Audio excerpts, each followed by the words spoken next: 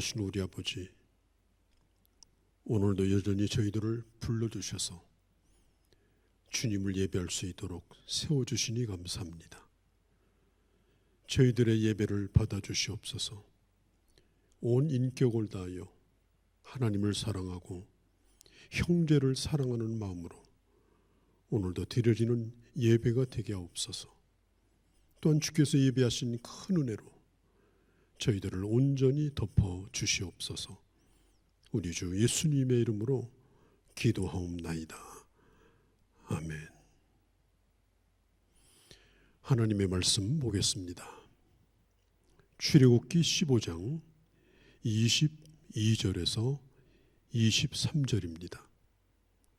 모세가 홍해에서 이스라엘을 인도하며 그들이 나와서 수르 광야로 들어가서 거기서 사흘 길을 걸었으나 물을 얻지 못하고 마라에 이르렀으니 그 물이 써서 마시지 못하겠으므로 그 이름을 마라라 하였더라. 아멘.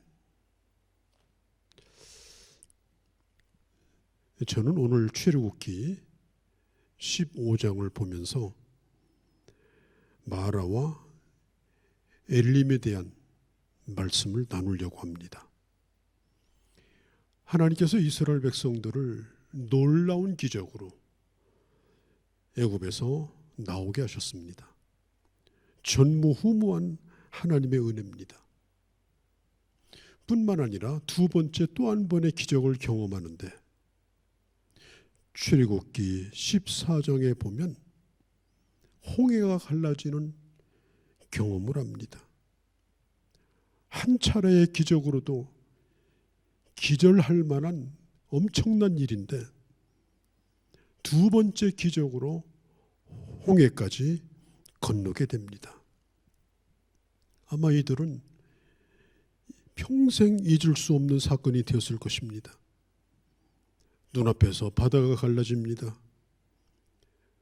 바닷속이 사람이 걸어갈 수 있는 길바닥이 되어버립니다.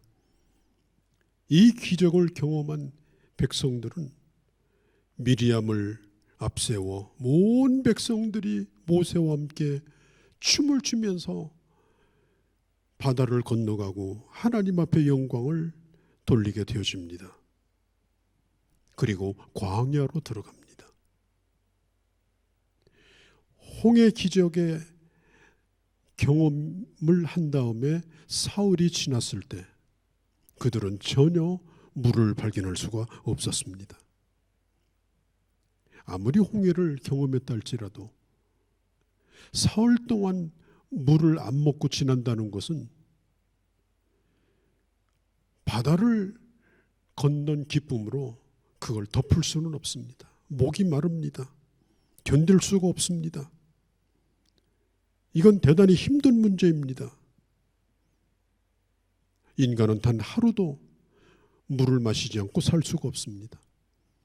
더더군다나 뜨거운 사막에서 어떻게 견딜 수가 있겠습니까?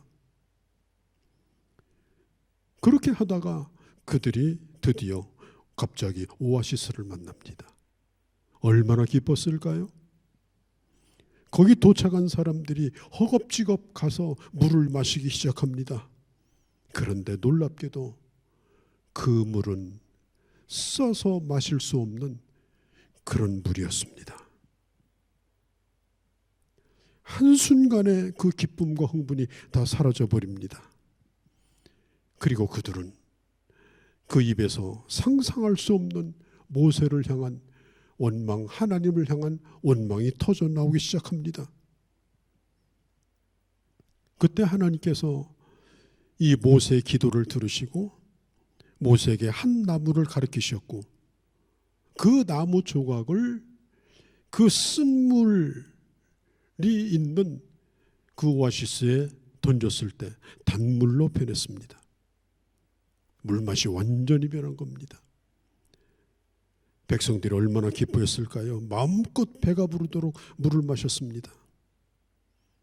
그리고 그들은 쓴물을 마셨던 그 경험 때문에 그곳의 이름을 단물이라고 부르지 아니하고 쓴물이라고 하는 마라라고 하는 이름으로 이름을 지었습니다.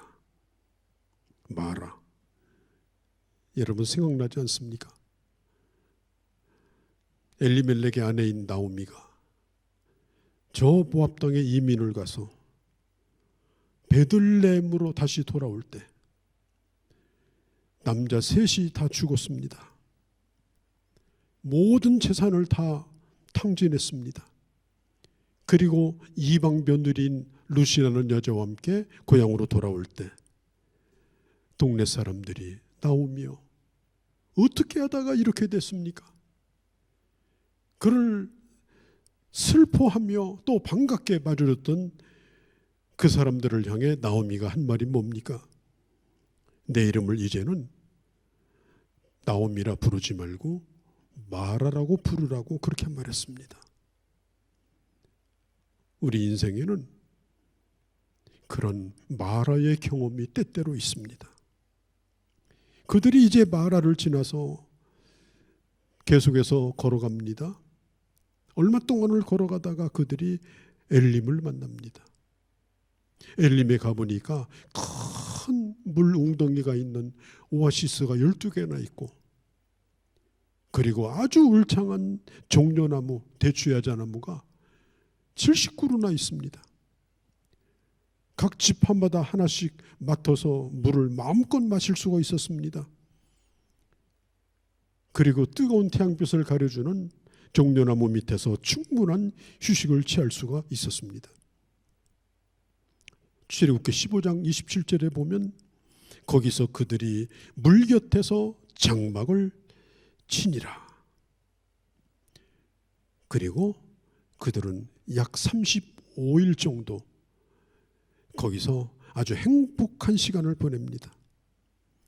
날마다 마시는 물을 마시고 그리고 그늘에 쉬면서 오랜만에 이스라엘 백성들이 저 애굽에서 400년 동안 노예살이를 했습니다.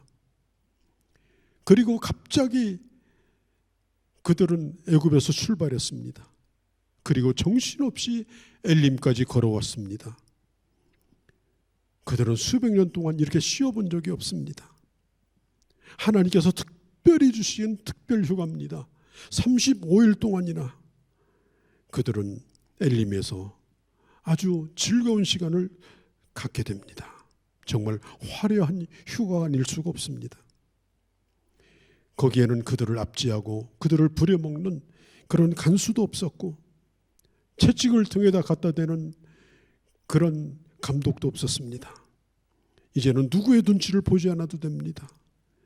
자고 싶을 때 자고 일어나고 싶을 때 일어나고 먹고 싶을 때 먹고 얼마나 행복한 시간입니까? 그런데 오늘 성경은 이 마라와 엘림의 기록을 왜 같이 이렇게 기록하고 있을까요? 오늘 15장 25절에 보면 성경은 이렇게 말합니다. 여호와께서 그들을 위하여 법도와 율례를 정하시고 그들을 시험하실세. 여러분 기억하세요? 하나님은 쓴 물인 마라에서만 시험한 게 아니고 단물이 나는 시원한 오아시스인 엘림에서도 시험했습니다. 하나님은 이 두 가지를 통해서 그 백성들을 시험하시는 겁니다. 왜 시험하셨을까요? 그리고 왜 먼저 엘림을 만나게 하지 않고 왜 오아시스를 만나게 하지 않고 마라를 지나서 엘림으로 가게 하는 이유가 뭘까요? 그들은 마라에서 쓴물을 만났지만 그 물이 단물로 변하는 그런 경험을 그들은 했습니다. 그리고 성경은 말합니다. 여호와께서 그들을 시험하셨다. 마라와 엘림은 둘 다가 하나님의 시험입니다. 마라의 쓴물도 시험이고 엘림의 오아시스도 시험입니다. 우리는 인생을 살면서 이 두 가지의 경험을 우리는 합니다. 모든 그리스도인들에게는 마라와 엘림이 늘 교차됩니다. 우리가 예수 믿으면서 하나님 나에게 매일매일 엘림의 축복만 베풀어 주세요. 물론 그렇게 기도할 수 있겠죠. 그러나 얼마 가지 않아서 마라의 쓴물에 도착하게 될 겁니다. 한 번도 한평생 이 마라를 경험해보지 않은 사람은 없습니다. 그렇다고 해서 평생토록 마라만 경험하고 사는 사람도 없습니다. 우리 인생의 때를 따라 참 좋은 그런 기억들이 있습니다. 오랜만에 휴가가 있고 그런 멋진 기억들이 또 우리에게 있습니다. 다만 우리는 마라에도 잠깐 머물 뿐이요 엘림에도 잠깐 머물 뿐인 것입니다. 물론 우리 예수 그리스도를 믿는 하나님의 사람들은 어떤 일을 만나더라도 참 기쁨이 넘치고 할렐루야 춤추고 어쩔 줄 모르고 그야말로 기쁨이 샘솟는 늘 그런 생활을 한다고 생각하면 안 됩니다. 좋을 때야 그럴 수 있습니다. 그러나 힘들고 어려울 때 그렇게 하는 사람은 없습니다. 오히려 그렇게 한다면 정신이 이상한 사람일 수 있습니다. 베드로전서 1장과 2장에 보면 그리스도인의 고난에 대해서 말하고 있는데 베드로전서 1장에 예수를 너희가 보지 못하였으나 사랑하는도다. 이제도 보지 못하고 말할 수 없는 영광 중에 즐거워하도다. 예수 그리스도를 보지 못한다는 말은 단순히 예수님이 부활하고 승천했다는 뜻뿐 아니라 그때 당시 로마의 어마어마한 핍박 가운데서 그들은 주님을 만날 수가 없었습니다. 주님을 볼 수가 없었습니다. 주님의 깊은 침묵 가운데서 온 교회는 핍박을 받고 끌려가서 죽어가는 그런 어려운 때였습니다. 그러함에도 불구하고 하나님께서 하나님의 백성들에게 말할 수 없는 영광스러운 즐거움을 주셨다라고 오늘 분명히 성경은 말합니다. 분명한 것은 마라의 때를 지나면서도 하나님이 주시는 기쁨은 존재합니다. 또 성경에 보면은 고린도서 6장 10절에 사도 바울은 말합니다. 나는 근심하는 자 같으나 나는 늘 우는 자 같으나 나는 기뻐한다. 사람들이 볼 때는 울고 사는 것 같죠. 맞습니다. 울 수 있습니다. 그러나 그 속에서는 세상이 할 수 없는 그런 기쁨을 누리고 있다는 겁니다. 사도 바울이 고린도 교회에 있을 때 바울은 어마어마한 고통을 받았습니다. 환경이 참 좋지 않았습니다. 고린도서 4장에 보면 사방에 우겨쌈을 당했다고 했습니다. 고린도서 1장에 보면은 마치 사형 선고를 받은 것처럼 절망적인 그런 벼랑에 설 때가 한두 번이 아니었다고 합니다. 육체적으로나 그의 삶의 전반에 있어서 근심이 떠날 날이 없었습니다. 고린도 사람들은 바울을 보면서 왜 바울 선생님은 저렇게 얼굴에 근심이 많을까? 그런 생각을 가진 사람도 있었습니다. 그러나 바울은 그때를 회고하며 고린도 교인들에게 이렇게 말합니다. 성도들이여, 그때는 내가 근심하는 자 같았으나 내 안에는 말할 수 없는 기쁨이 내게 있었습니다. 이것은 본능적인 기쁨이 아닙니다. 이것은 환경에 좋아서 주는 기쁨이 아닙니다. 애들에게 뭐 좋은 거 사주면, 좋은 옷 사주면, 좋은 신발 사주면 그거 신고 깡충깡충 뛰고 춤을 춥니다. 며칠 동안 그렇게 놉니다. 그리스도인들이 고난에서 겪는 하나님이 주시는 기쁨이라고 하는 것은 그런 기쁨이 아닙니다. 하나님의 사람은 엘림에서도 누리는 기쁨이 있고 마라에서도 누리는 기쁨이 있는데 그 모양은 얼마든지 다를 수가 있습니다. 여러분, 예수 믿는 사람에게도 엘림이 존재하고 마라가 존재합니다. 마라의 쓴물이 내 앞에 있을 때는 어깨가 늘어집니다. 웃음이 사라집니다. 기분이 내려앉습니다. 마음에 좌절이 옵니다. 절망이 오고 온갖 좋지 않은 생각들이 머리를 메웁니다. 그러면 이런 사람들이 엘림에 와야만 기쁨이 회복되느냐? 엘림에 와야만 흥분이 되느냐? 그렇다면 도대체 그 사람이 가진 믿음은 뭡니까? 마라에 있을 때 그들의 믿음은 어디가 있는 겁니까? 좋은 것을 눈앞에 갖다 주고 떡을 갖다 주고 좋은 걸 줘야 어린아이처럼 웃는 것이라면 그 사람의 믿음은 도대체 어떤 믿음인 것입니까? 하나님이 주신 믿음은 마라에서도 꼭 필요한 믿음이요, 엘림에서도 꼭 필요한 믿음인 것입니다. 여러분, 예수 그리스도를 따라가는 하나님의 사람이 사는 길은 이 세상에서 답이 없는 길을 가는 것입니다. 분명한 거 한 가지 사실은 하나님이 주시는 것은 그 어떤 것도 다 선물입니다. 왜? 선한 뜻으로 주신 것이기 때문에, 하나님의 주권 안에서 은혜로 주신 것이기 때문에. 그래서 마라도 선물이요, 그래서 엘림도 선물인 것입니다. 엘림에서 보내는 시간은 입가에서 기쁨이 사라지지 않죠. 행복을 사람들에게 숨길 수가 없죠. 찬송하고 싶고 또 누군가에게 말하고 싶고 간증하고 싶고, 아니 당신은 얼마나 좋으면 그렇게 경박스럽게 웃고 다니느냐, 날마다 좋아하느냐. 경박스러운 거 아닙니다. 좋을 때는 얼마든지 그렇게 해야 되는 것입니다. 엘림은 하나님이 주시는 축복입니다. 성경에 보면은 엘리야가 이세벨에게 쫓겨가지고 하나님이여 나를 차라리 죽여달라고 했을 때 하나님께서는 그 엘리야를 깊이 잠재우시고 그리고 물을 주시고 떡을 주십니다. 네가 많이 지쳤구나, 네가 많이 배고프구나, 먹고 깊이 잠들어라. 몇 날 며칠을 먹고 자고 그러더니 그 몸이 완전히 회복되어집니다. 그 영혼이 회복되어집니다. 이게 엘림의 은혜죠. 모든 어둠이 다 거쳐버리죠.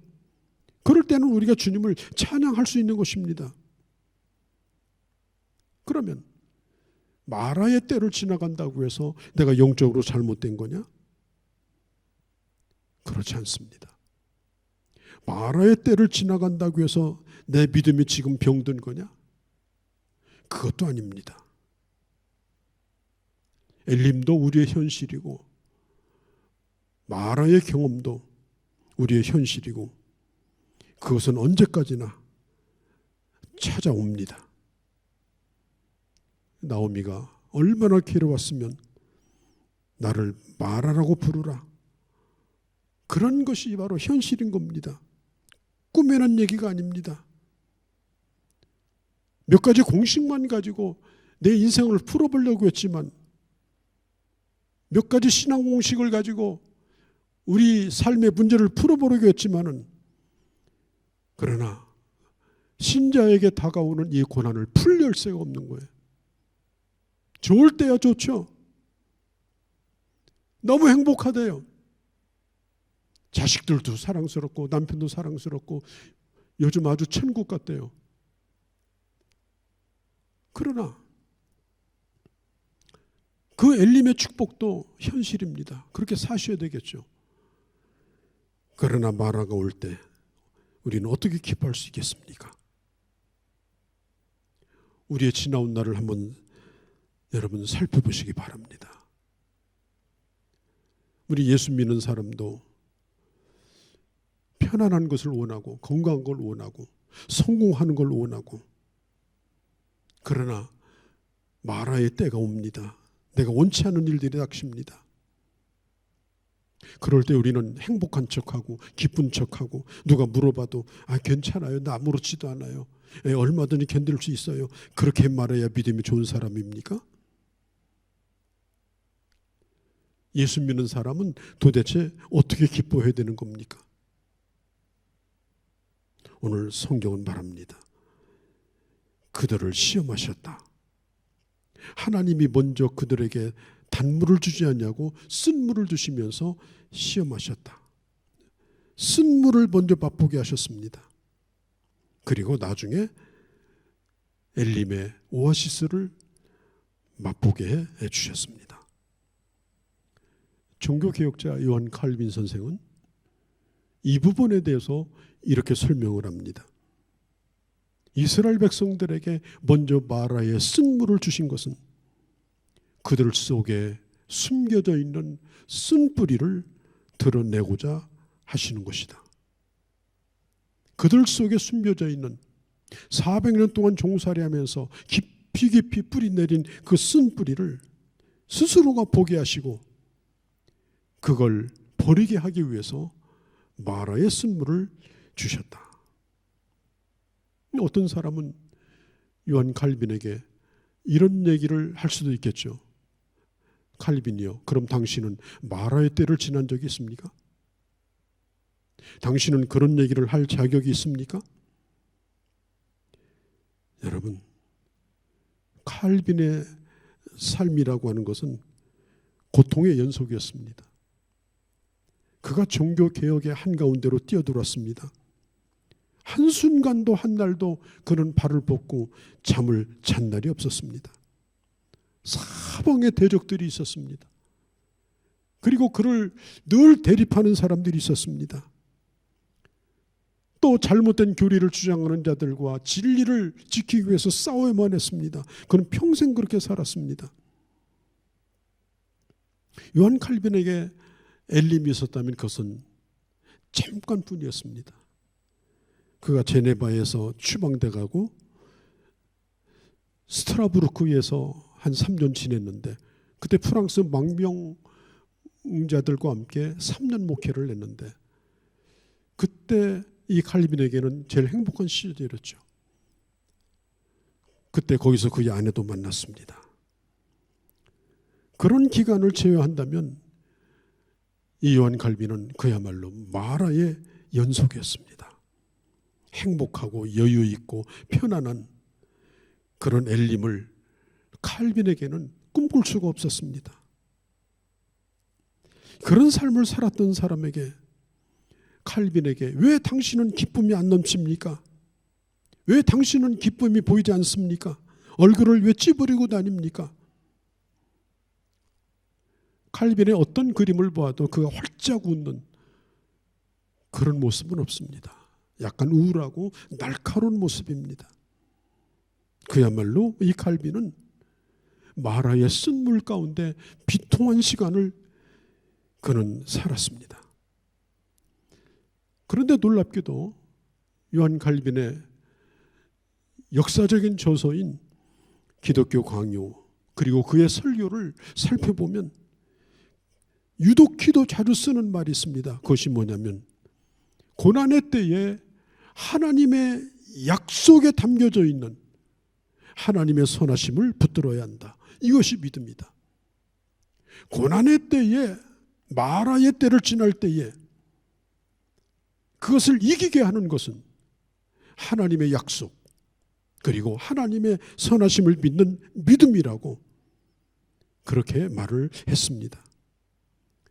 그것이 바로 마라에서 견디게 하는 기초이고 터라고 말했습니다. 그의 기독교 강요에서 믿음의 주된 확신은 장차 내게 올 하나님의 나라 내세에 대한 기대에 있다라고 그는 반복해서 말했습니다. 종교개혁자 요한 칼빈은 그가 세상을 떠날 때 그는 로마서 8장 18절 생각컨대 현재 고난은 장차 우리에게 나타날 영광과 족히 비교할 수 없도다. 그는 마지막 숨을 거두는 순간까지 25번 그 말씀을 외치면서 마지막 숨을 거뒀다고 합니다.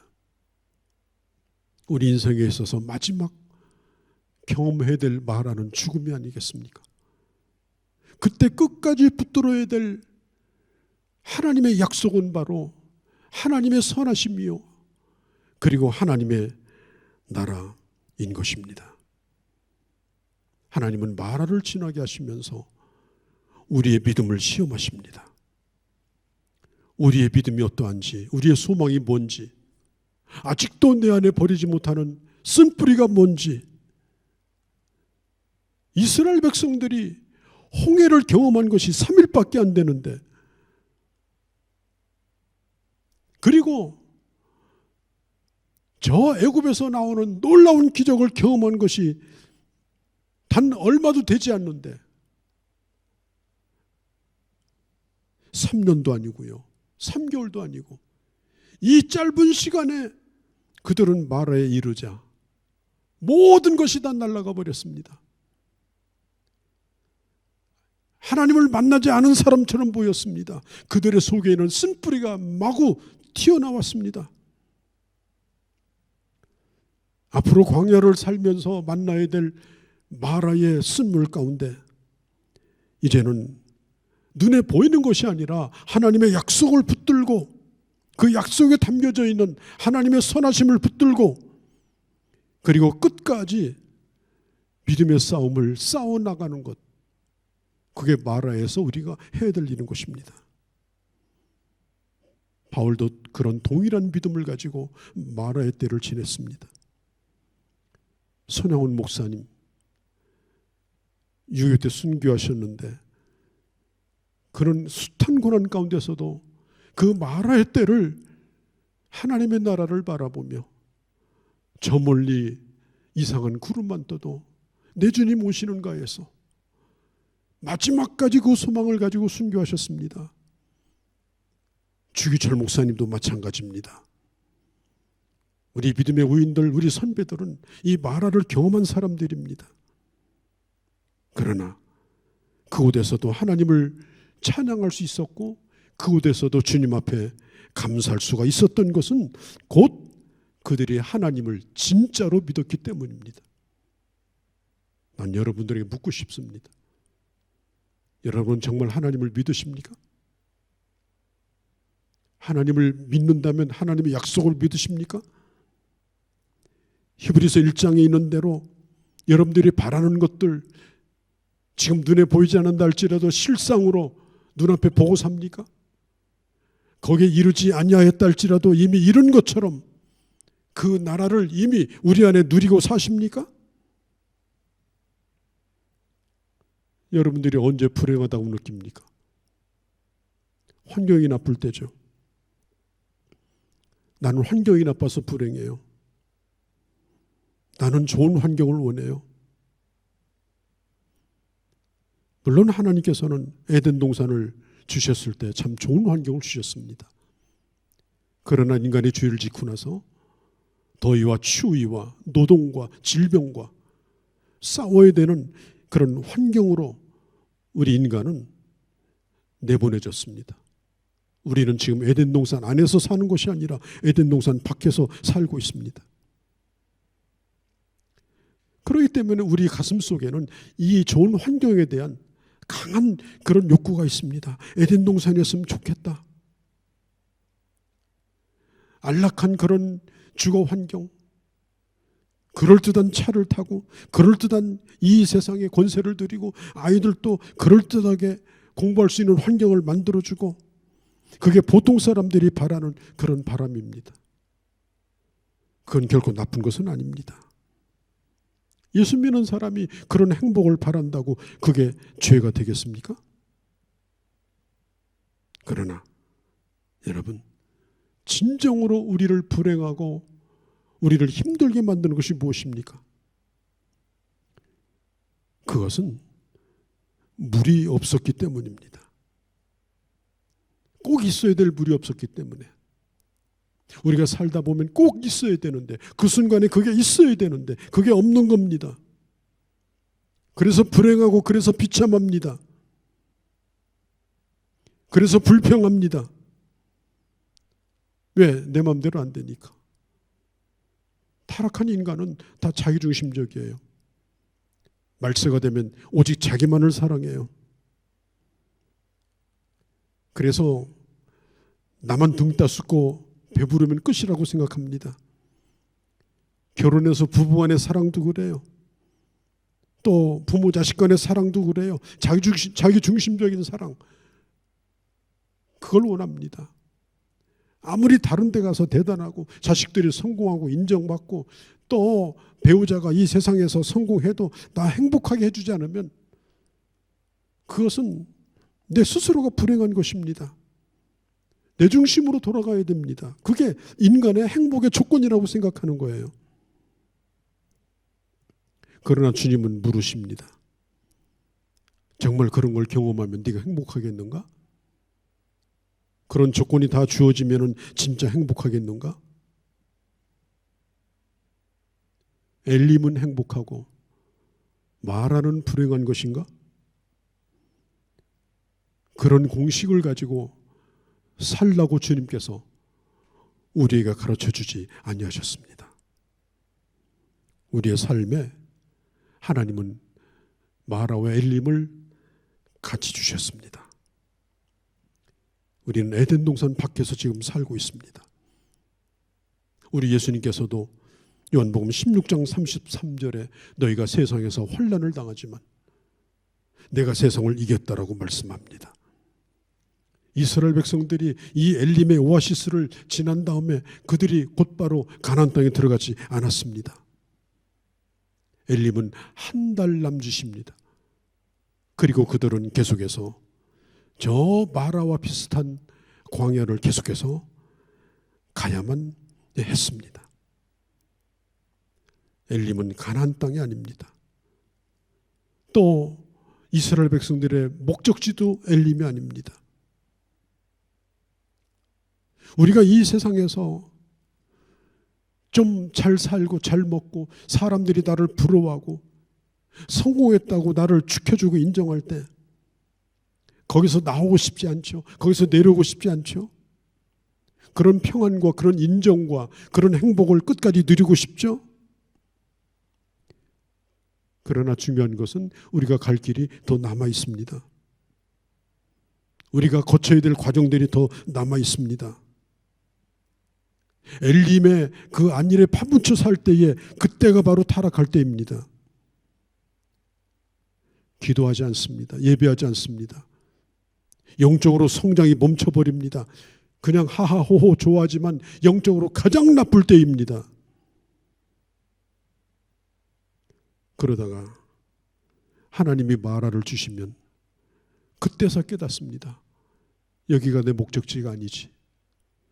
여기가 내 머물 곳이 아니지. 그리고 다시 하나님의 나라를 향해서 또 출발을 하게 되는 것이 이제까지 우리가 살아왔던 우리의 삶의 여정인 것입니다. 여러분, 지금 엘림의 은혜를 누리고 있습니까? 잠깐 휴가 오신 겁니다. 잠깐 동안 하나님이 주시는 보너스입니다. 어떻게 하든지 거기 몸을 궁리하지 않기를 바랍니다. 하나님께서는 마라의 형식으로 우리에게 은혜를 주시기도 하고 엘림의 방법으로 우리에게 은혜를 주시기도 합니다. 엘림도 놀라운 은혜고 마라의 쓴물도 놀라운 은혜입니다. 사람들에게 물으면 엘림과 마라가 비율이 어떻게 되느냐. 어떤 사람은 목사님 나는 반반인 것 같아요. 어떤 사람은 나는 9이 마라고 엘림은 하나밖에 없어요. 이렇든 저렇든 간에 엘림도 은혜고 마라도 은혜고 다 합쳐보면 10개가 은혜입니다. 인생은 그런 겁니다. 존 버년이 쓴 책처럼 우리는 순례자의 길을 지금 걸어가고 있습니다. 엘림의 머물 생각도 하지 말고 마라에 살고 있는 사람을 무시하지도 말고 우리는 하나님이 부르시는 대로 그 길을 이제 걸어가는 겁니다. 왜 우리가 교회 부름을 받았습니까? 우리는 이곳에서 누구든지 다 여기서 받아주고 잘된 사람에게 진정한 축하와 박수를, 어려운 사람들에게 진정한 위로와 공감을, 그러면서 우리는 함께 하나님의 나라를 향해서 가는 하나님의 사람들로 지금 부름을 받은 것입니다. 엘림에서 경험할 수 없는 것을 마라에서 경험합니다. 그 깊은 것, 그 진지한 것, 그 높은 것을, 이런 신비들을 우리는 다 경험해야 됩니다. 진정한 기쁨이 뭔지 춤추는 경험도 할 것이요, 우는 것 같으나 기뻐하는 경험도 할 것이요, 그러면서 결국 우리는 예수 그리스도 안에서 하나님의 약속 속에서 우리의 답을 찾아가고, 그리고 하나님의 나라를 향해서 가고, 그리고 하나님의 몸된 교회가 있기 때문에 그래도 견디면서 함께 부름을 받은 주의 자녀들이 그 길을 걸어갈 수 있는 그런 곳에 오늘 우리가 부름을 받아 와 있다는 것 다시 한번 기억하고 주님 안에서 승리하는 그런 하나님의 사람들이 되어주시기를 주의 이름으로 축복합니다. 거룩하신 우리 아버지, 오늘도 하나님께서 우리에게 마라의 은혜, 그리고 엘림의 은혜, 다 합치면 하나님의 은혜, 합력하여 선을 이루어 하나님의 나라에 이르게 하시는 축복, 우리는 그런 과정 속에 있습니다. 이렇든지 저렇든지 그곳에서 하나님의 사람으로 살게 하시고 하나님의 주시고자 하는 은혜를 그곳에서 충분히 누리며, 그리고 우리의 눈은 언제나 주의 말씀, 하나님의 약속, 하나님의 나라가 되게 하시고 아버지 주 안에서 궁극적으로 승리하는, 그리고 하나님의 나라를 이 땅에서도 맛보며 살아가는 멋진 주의 자녀들이 다 되게 하여 주시옵소서. 우리 주 예수님의 이름으로 기도하옵나이다. 아멘. 우리의 왕이요 주이신 예수 그리스도의 은혜와 하나님 아버지의 극진하신 사랑하심과 성령 하나님의 감화 감동 역사 인도하심이 오늘 함께한 모든 주의 자녀들 머리머리 위에와, 그리고 사랑하는 몸된 교회와 우리 조국 대한민국과 모든 열방 가운데 이제로 영원히 함께 계실지어다. 아멘.